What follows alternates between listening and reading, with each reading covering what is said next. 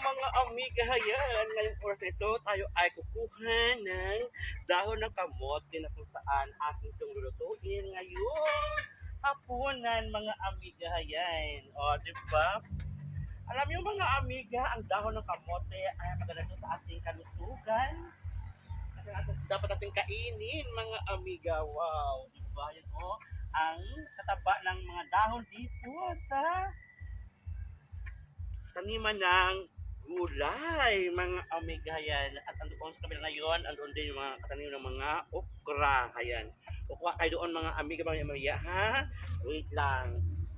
Ito mo lang ang unahin kong kunin, ang dahon ng kamote. Ayun.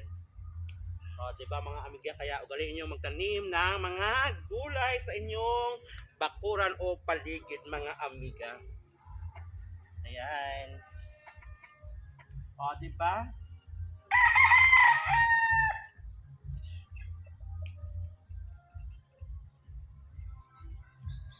Yes! Ito na po mga amiga. Ayan, at doon naman sa kabila ay kukuha tayo ng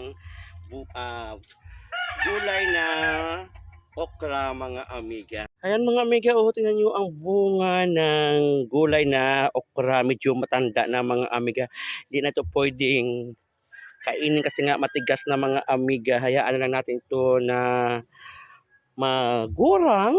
Ayan, kung sabi saya magurang para yung buto nito o seeds nito ay itanim lang, mga amiga. Ayan, o diba? Kasi nga pambihira ito kunan dito ng gulay na okra. Dagdagan na natin yung dahon ng kamote.